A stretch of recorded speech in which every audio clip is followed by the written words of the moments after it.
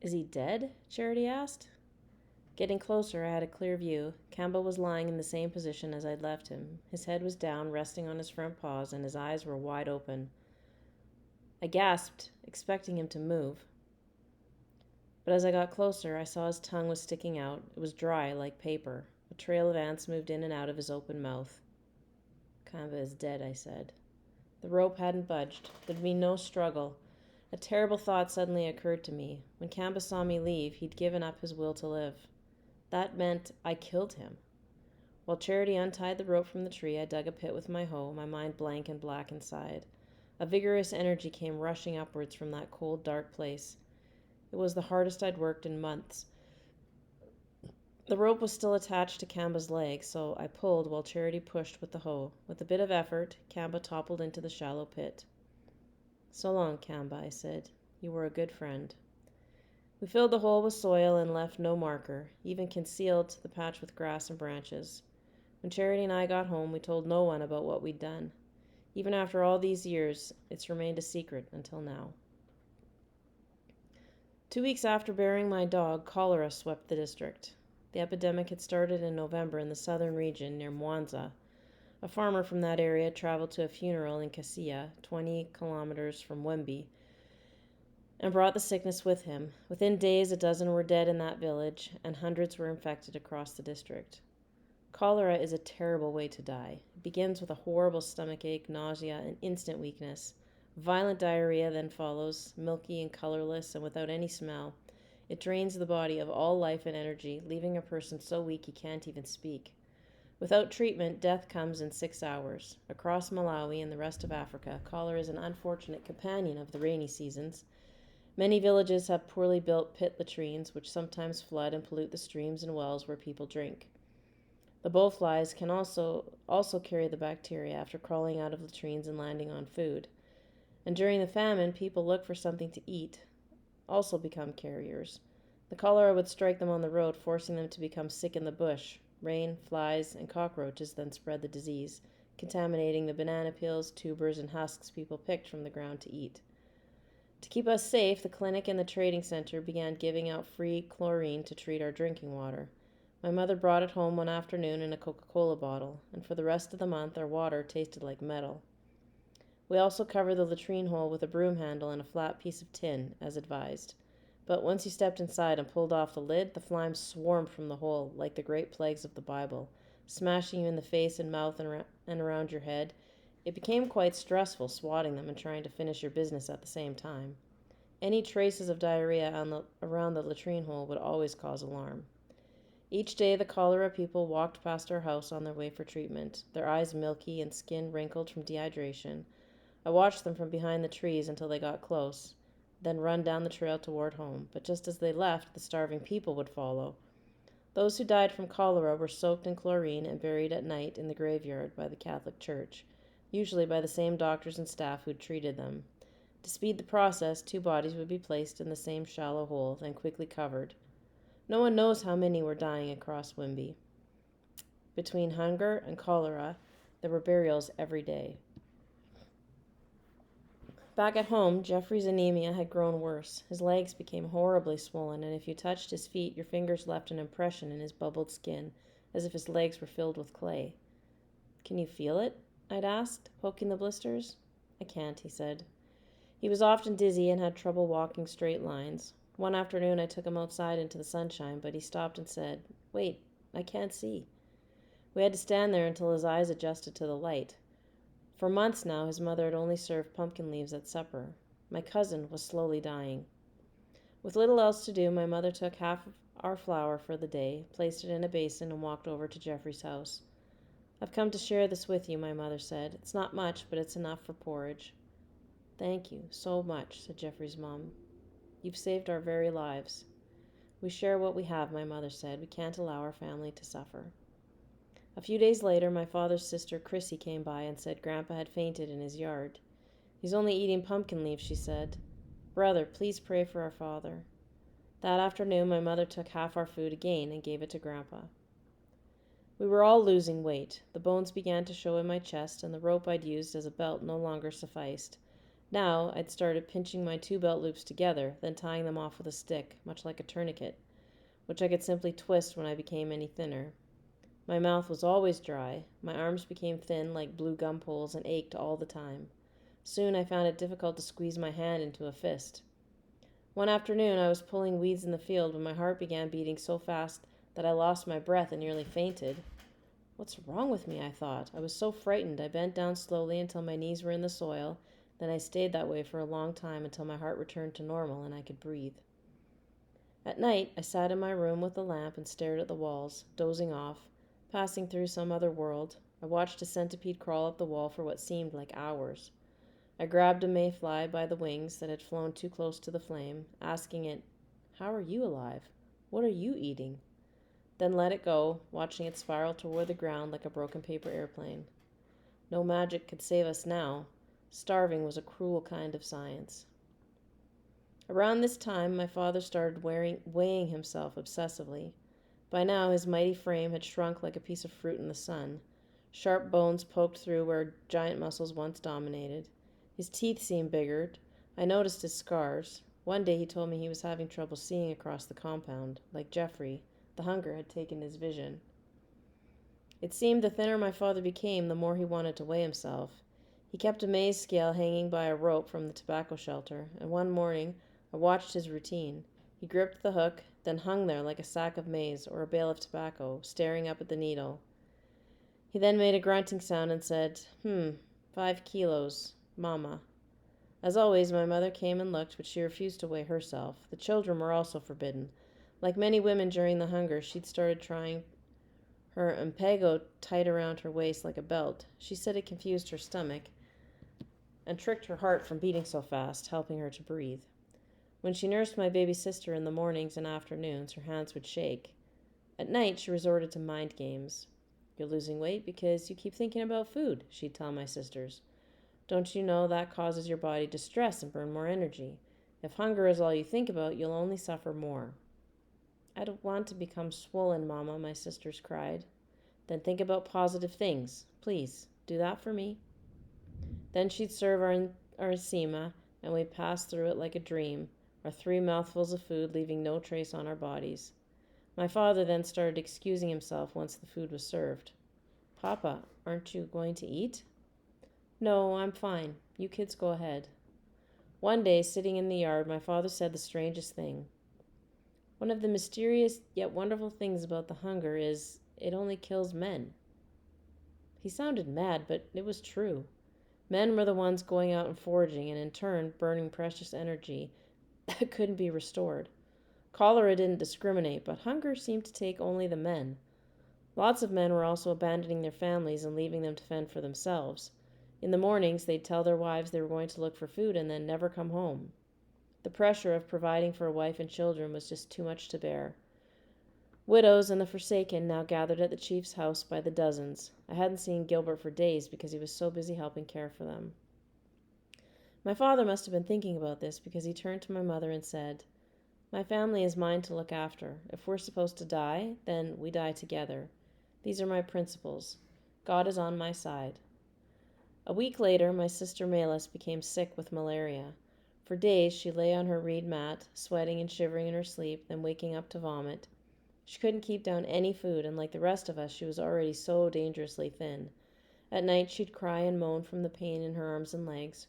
Her fevers became so violent, my parents tried admitting her to the clinic, but the doctors refused because it was quarantine for cholera. At home, my mother stayed up for hours by her bedside, singing traditional songs and soothing her with a wet cloth. A kerosene lamp flickered inside the room. All night we heard the same words coming through the darkened doorway. "Don't worry, don't worry." But everyone was worried. "Pray for your sister," my mother said. "She's very sick." When Melas finally recovered, she was so thin she was like a ghost walking among us. Around mid-February, the tobacco was finally ready to prune, and my father needed me and Jeffrey to help. We gathered the yellow, oily leaves into fisted bundles. Then, sitting in the shade, we threaded the stem of every leaf with a crochet needle and malulu vine. The bundles were hung to dry under shelters made from blue gum and bamboo poles, a process that could take as long as 8 weeks, depending on the humidity. Threading and hanging took hours and killed our backs, especially because we had no energy to stand or hold ourselves up. In our delirium, the rows of drying tobacco began to look like delicious food. I wish we could eat it, I said to Jeffrey. Yeah, by now we'd be full. Soon it will be dried and the traders will line up to buy it. We'll finally end this sadness. Yeah, for sure. But that's not what happened. Only a week after hanging the tobacco, my father went to the trading center and started cutting deals against the crop once it was dry. He couldn't wait for the auction. He had to find our supper. Brothers, my family is placing all their hopes on me, my father said. I'm asking you to give me a quality price, perhaps 20 kwacha a kilo. A full Walkman costs 30. The traders just shook their heads. You know times are rough, they said. I can't see myself giving more than 10 kwacha a kilo, not during this time. Please, just enough for a Walkman, my father said. Don't make me beg. This is quality tobacco. It's drying very nicely. After some time, they agreed to 15. As the famine deepened, these deals became more sour and unjust. I'll give you 1 bucket of maize for 90 kilos of that tobacco when it's ready, the trader started saying. Even Mr. Mangochi, my father's friend, couldn't resist the market, and my father had no choice but to accept. Each week he cut more deals against the crop, attempting to keep the numbers straight in his head. Many men would have fought to the death even to have such an opportunity. Meanwhile, out in the maize fields, the stalks were now as high as my father's chest. The first ears had begun to form, revealing traces of reddish silk on their heads. The deep green leaves had begun to fade to yellow along with the stem. While men withered and died all around, our plants were looking strong and fat. 20 days, I said, looking at my father. I'd say you're right. We smiled and stroked the leaves like swaddled babes, enjoying the soft music they created together in the breeze. If I was correct, we had 20 days until the green maize was mature enough to eat, something we lovingly call dao. It's the same as American corn on the cob, when the kernels are soft and sweet and so heavy in your mouth. Standing in those fields in February, I felt like one of those old explorers I'd read about, lost on the ocean and dying of thirst. Water everywhere and not a drop to drink. All day and night, I dreamed of dao. Toward the end of the month, Radio 1 said the dao was ready. In Mchinji, about 120 kilometers southwest. People started traveling there by the hundreds, including my Uncle Ari, my mother's brother. Along the way, he saw older men stop along the roadside and wave family members on, saying, Go ahead, get to Mchinji. He later heard those men had died. Gangs with spears and pangas guarded the fields and harassed those coming from other districts. Theft was rampant, and while my uncle waited outside Mchinji for his few kilos, he heard a great commotion on the outskirts of the village and rushed over to see. A mob had just attacked a thief and killed him. My uncle saw the man's body lying in the weeds, his neck cut to the bone. After nearly 5 months of suffering, on February 27th, the radio sent a message from our president. He was letting us know that the country was experiencing a hunger crisis. After consulting with his officials, he'd finally concluded it was an emergency. As I said, our president was a funny guy. At the beginning of March, the maize stalks were as high as my father's shoulders. At this stage, the flowers told you everything. Once the red and yellow silk began to dry and turn brown, you could start checking to see if the dao was ready. I pinched the cob very hard to feel the grain. If they crushed under your fingers, it was too early. But if the kernels were firm, you knew it was time. Every day that week, Jeffrey and I left the tobacco fields to check the dao, making sure to always use secret codes. God forbid my sisters followed and discovered that it was ready. Jeffrey, I said, let's go burn the wasps. Yeah, the wasps.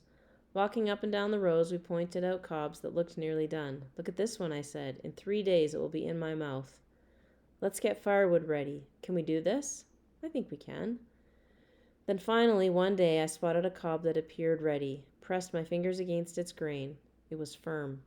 It's ready, I said. Yes, it is, said Jeffrey, feeling another, and so is this one. That means our long-awaited day has finally arrived. For sure, let's proceed. I ran through the rows, pulling the ripe dao, gripping them lovingly in my hands. Soon I had 15 ears spilling over my arms. I peeled back the first layers of husks and tied them together, then draped them in a chain across my shoulders. Passing the tobacco shelter, I grabbed the armful of sticks we'd set aside for a fire. The sight of Jeffrey and me running into the compound with necklaces of Tao nearly started a riot. "It's ready?" my sister Aisha asked, eyes wide and excited. "It's ready." "Tao is ready!" I ran into the kitchen and quickly made a fire. White smoke soon filled the room and burned my eyes, filling them with tears. But I didn't care. I was too excited. My sisters now crowded into the tiny kitchen, fighting for space. "Let me see." "No, I was here. You wait." "All of you, go outside," I shouted. "There's enough Tao for all." I didn't wait for the fire to die into embers. I placed several cobs directly into the flames, flipping them until the peels were brown and blackened just right. I didn't even wait until the other side was finished cooking. I pulled the cob off the fire, so hot it scalded my fingers. I then peeled back the steaming husks and began to eat. The kernels were meaty and warm and filled with the essence of God. I chewed slowly and with great satisfaction, knowing I'd waited for so very long. Each time I swallowed was like returning something that was lost, some missing part of my being. When one side was eaten, I tossed the other back on the fire and moved to the next one. My parents now gathered in the kitchen as I prepared the steaming food. "I don't think this Tao is ready," said my father, snatching one quickly. "Let me have a taste." He ripped off the silk and bit into the Tao, savoring it as I had. Within seconds, the blood of life seemed to rush back to his face. He knew he would live. "It's ready," he said. That afternoon, Jeffrey and I probably ate 30 ears of maize. As if heaven were coming down, the first pumpkins in our fields were also ready. For weeks I'd watched them closely, waiting for them to grow into the right shape and color. Now, after all that time, here they were, as big as a man's head and orange as the morning sun. We cut them open and boiled them in a pot, seeds, skins, and all. My mother filled a basket with heaps of the warm, steaming meat, and we devoured them right there. My God, to have a stomach filled with hot food was one of the greatest pleasures in life. Even Jeffrey came over and ate our pumpkins and Tao. Soon the swelling in his legs went away, and he began to smile again like his old self. For me and Jeffrey, March was one big celebration. Each morning before working in the fields, we picked a handful of Tao and made a fire beneath the tobacco shelter and ate a hearty breakfast. "Mr. Jeffrey, this is mine and this is yours." "Sure, sure, give me mine."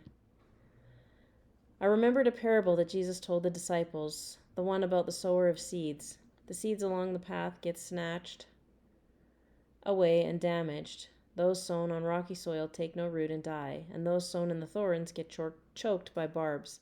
But the seeds sown on fertile soil will live and thrive. Mr. Jeffrey, we're like the seeds planted on fertile soil, not on the roadside, stepped on by those walking past. No, no, we lived. That's right, Mr. Jeffrey. We lived, we survived.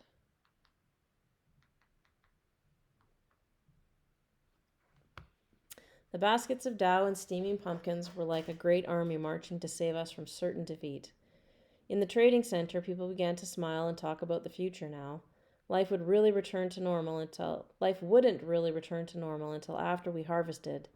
And at home, the usual blob of sema still greeted us each night at supper, but at least it was the start of something good. I started taking long walks to see how Malawi was doing, to see who'd survived and how they were getting along. With Tao now ready in the fields, people everywhere were drying it in their yards and making chitabu, which is a sweeter kind of sema. People were regaining their strength, and smiling faces now greeted me along the roads. The same people who'd wandered weak and feeble now headed home carrying children on their backs and great bundles on their heads. But with the famine still fresh on my mind, I expected them to ask the same question I'd been hearing from every stranger for months. "Ganyu? I'm looking for Ganyu." Instead, it was our normal happy greeting. "Muli Bwanji, how are you?" "Ndiri Bueno Ke Inu." "Fine, and you?" "Ndiri Buinu." "Fine." "Zikomo, thanks for asking." "Zikomo, no, thank you." At the trading center, people now walked around shaking hands with their neighbors as if they'd all returned from a long, hard journey. "Good to see you, friend," they said. "You're still around." "I'm around. How did you manage yourself?" God was on my side. The blessing of Tao allowed us all to return to our lives, but it also brought thieves. Many farmers who traveled to Wimby from other districts weren't benefiting from the Tao and pumpkins because they didn't have their own fields. So instead, they took it from others. The people living in Gilbert's Blue Gums waited until it rained at night, then stole the ripe Tao After 2 weeks of this, most of their fields were gone. The same happened to us. Each morning we walked down the road that bordered our field and found it littered with green leaves and dough gnawed into the pith, as if a battalion had feasted all night. Horrible stories of revenge soon began circulating in the trading center. One day I heard some boys talking about the crimes. I heard some farmers in Kenji caught some men in their fields, one boy said. You know what they did? Took pangas and chopped off their arms, asking, long sleeves or short sleeves? No. My cousin caught a young boy stealing his dough, said Gilbert. He put a metal pole in the fire until it became red hot, then told the boy to grab it. He did. All this talk about revenge made me wonder about our own fields. Later that night I asked my father how we should punish those who stole from us. Should we kill them, I asked. Perhaps call the police? My father shook his head. We're not killing anyone, he said. Even if I call the police, those men would only starve to death in jail. Everyone has the same hunger, son. We must learn to forgive.